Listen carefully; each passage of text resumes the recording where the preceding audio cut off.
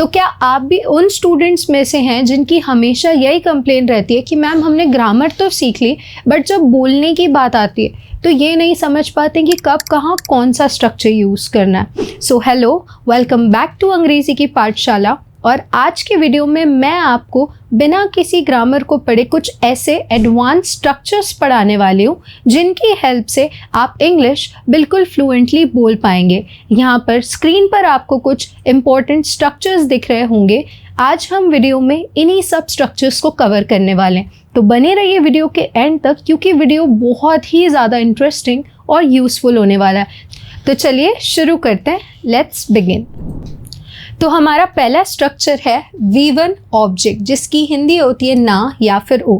अब इसका यूज़ आप कहाँ करते हैं? इसका यूज़ आप करते हैं ऑर्डर देने के लिए या फिर कमांड देने के लिए। जैसे अगर मुझे कहना है वहाँ जाओ तो मैं कहूँगी गो देयर। इंग्लिश बोलो, स्पीक इंग्लिश, मेरे साथ प्रैक्टिस करो, प्रैक्टिस विथ मी। तो आप देख रहे हैं जब आप किसी को ऑर्डर देते हैं, डायरेक्ट कमांड करते हैं, ठीक है, तो वहाँ पर आप इस स्ट्रक्चर का यूज़ कर सकते हैं। और सेंटेंसेस देखते हैं। अगर मुझे कहना है कि अंदर आ जाओ, कम इनसाइड, यहाँ बैठो, सिट हियर, वहाँ जाओ, गो देयर, उसकी मदद करो, हेल्प हिम।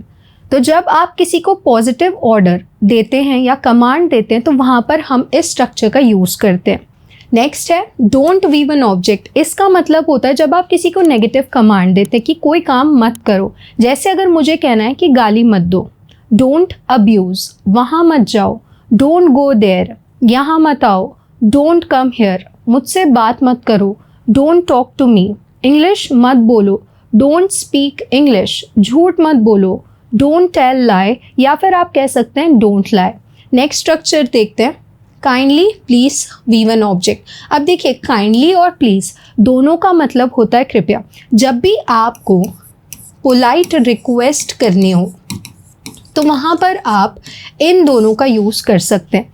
काइंडली थोड़ा ज़्यादा फॉर्मल साउंड करता है, बट प्लीज़ हम लोग ऐसे जब कैजुअली अपने दोस्तों से बात करते हैं तो वहाँ पर हम प्लीज़ का यूज़ कर सकते हैं, या फिर आप कह सकते हैं कि प्लीज़ का यूज़ हम इनफॉर्मल वे में कर सकते हैं। जैसे आप लोगों ने अगर देखा हो कि जब भी हम स्कूल की एप्लीकेशंस लिखते हैं तो वहाँ पर काइंडली का यूज़ किया जाता है। जैसे अगर मुझे कहना है कि कृपया मुझे 2 दिन की छुट्टी प्रदान करें, काइंडली ग्रांट मी 2 days लीव।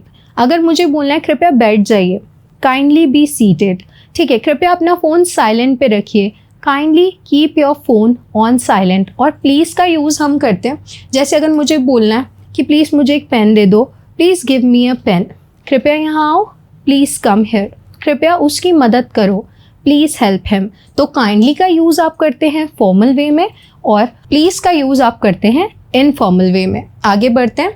नेक्स्ट है नेवर और ऑलवेज़। तो ऑलवेज़ का मतलब होता है कि कोई काम हमेशा करना।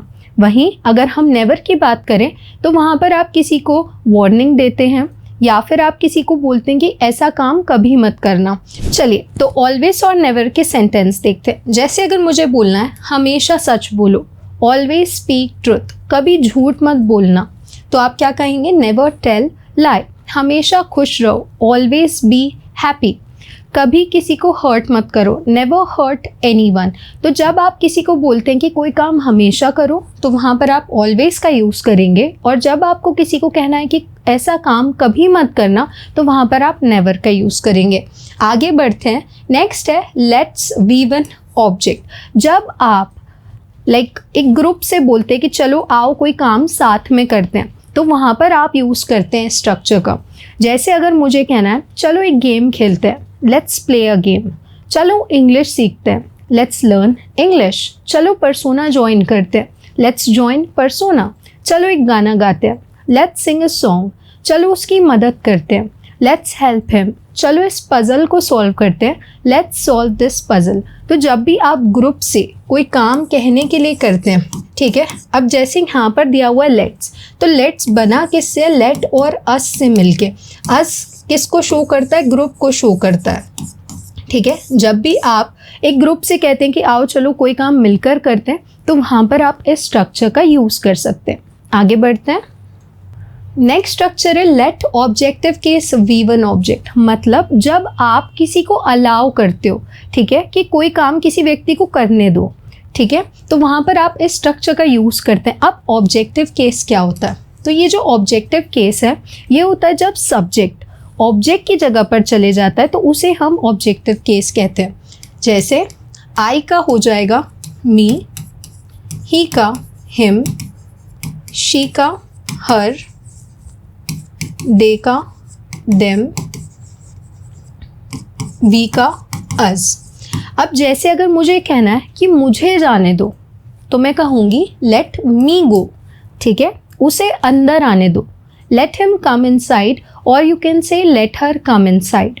उसे पहले बोलने दो, लेट हिम स्पीक फर्स्ट, मुझे एक बार फिर से कोशिश करने दो, let me try once again, let me try once again, ठीक है। तो जब आप किसी को कोई काम करने देते हो, ठीक है, अलाउ करते हो किसी को कोई काम करने के लिए, तो वहाँ पर आप इस स्ट्रक्चर का यूज़ कर सकते हो। नेक्स्ट स्ट्रक्चर है हमारा गेट ऑब्जेक्टिव केस ऑब्जेक्ट, ठीक है। इस स्ट्रक्चर का यूज़ आप करते हैं जब आप किसी से कहते हैं कि किसी व्यक्ति को कोई चीज़ दिलवा दो। अगेन ऑब्जेक्टिव केस मतलब हमें इनका यूज़ करना है, ठीक है, हम सब्जेक्ट का यूज़ नहीं करेंगे, उसके ऑब्जेक्ट का यूज़ करेंगे, that is me, him, her, them, us, ठीक है। जैसे अगर मुझे बोलना है कि मुझे कॉपी दिलवा दो, गेट मी कॉपी, ठीक है। वैसे ही अगर मुझे बोलना है रोहन को कार दिलवा दो, गेट रोहन कार, मुझे इन्फॉर्मेशन दिलवा दो, गेट मी इन्फॉर्मेशन, मुझे एक पानी का ग्लास दिलवा दो, get me a glass of water. तो देखो जब भी आप किसी व्यक्ति से बोलते हैं कि किसी को कोई चीज़ दिलवा दो तो वहाँ पर आप इस स्ट्रक्चर का यूज़ कर सकते हो। नेक्स्ट स्ट्रक्चर है हमारा थैंक यू फॉर और सेकेंड सेंटेंस। जब हम like when we want to express gratitude, ठीक है, जब हम किसी को थैंक करना चाहते हैं रीज़न बताते हुए, तो वहाँ पर हम इस स्ट्रक्चर का यूज़ कर सकते हैं। जैसे अगर मुझे बोलना है कि यहाँ आने के लिए धन्यवाद, तो thank you for coming here, thank you for coming here. अगर मुझे बोलना है कि वहाँ जाने के लिए धन्यवाद, thank you for going there. जैसा कि आप लोग यूट्यूब पर वीडियोस देखते हैं, लास्ट में जो कंटेंट क्रिएटर्स होते हैं या जो वीडियोस बनाते हैं वो वीडियो के एंड में बोलते हैं कि मेरे चैनल को सब्सक्राइब करने के लिए धन्यवाद। तो वहाँ पर आप इस स्ट्रक्चर का यूज़ करते हैं, thank you for subscribing my channel. Video को पूरा देखने के लिए धन्यवाद, thank you for watching full video, ठीक है। यहाँ आने के लिए धन्यवाद, thank you for coming here. मुझे इनवाइट करने के लिए धन्यवाद, thank you for inviting me. तो जब भी आपको रीज़न बताते हुए किसी को थैंक करना है तो आप इस स्ट्रक्चर का यूज़ कर सकते हो। नेक्स्ट स्ट्रक्चर है हमारा subject intend to V1 object. तो जब भी आपको फ्यूचर इंटेंशन, ठीक है, या फिर प्लान को बताना है तो वहाँ पर आप इस स्ट्रक्चर का यूज़ कर सकते हो, ठीक है। जैसा किसी भी व्यक्ति का कोई काम करने का इरादा है, उसका इंटेंशन है, ठीक है, तो वहाँ पर आप इस स्ट्रक्चर का यूज़ करोगे। जैसे अगर मुझे बोलना है मेरा इंग्लिश सीखने का इरादा है, तो I intend to learn English. उसका अब्रॉड जाने का इरादा है, ही इंटेंड्स। अब यहाँ पर आपको वर्ब जो है वो सब्जेक्ट के अकॉर्डिंग लगाना। सिंगुलर सब्जेक्ट है तो आप इंटेंड की जगह इंटेंड्स का यूज़ करेंगे। प्लूरल सब्जेक्ट है तो आप इंटेंड का यूज़ करेंगे। नाउ सिंगुलर सब्जेक्ट्स आपको पता होना चाहिए कि सिंगुलर सब्जेक्ट कौन से होते हैं। तो सिंगुलर सब्जेक्ट होते हैं ही, शी, इट और नेम। प्लूरल सब्जेक्ट होते हैं आई, वी, यू, दे।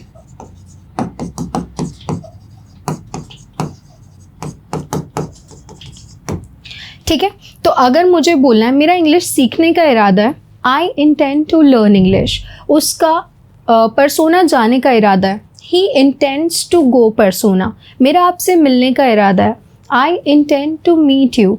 मेरा लेटर लिखने का इरादा है, I intend to write letter. मेरा उसे पढ़ाने का इरादा है, I intend to teach him. वैसे ही अगर आप पास्ट के इंटेंशन को बताना चाहते हैं, ठीक है, पास्ट के इंटेंशन या प्लान को बताने के लिए आप यूज़ करेंगे इंटेंडेड टू का, ठीक है। इसमें आप वो एक्शन बताते हो या वो प्लान बताते हो जो आप पास्ट में करना चाहते थे but due to some reasons वो नहीं हो पाया, ठीक है। जैसे अगर मुझे बोलना है मेरा इंग्लिश पढ़ाने का इरादा था। I intended to teach English.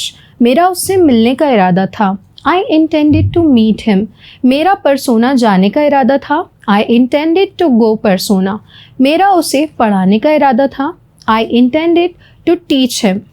तो देखा आपने किस तरह से हमने इन 10 स्ट्रक्चर्स से कई सारे सेंटेंसेस बनाए।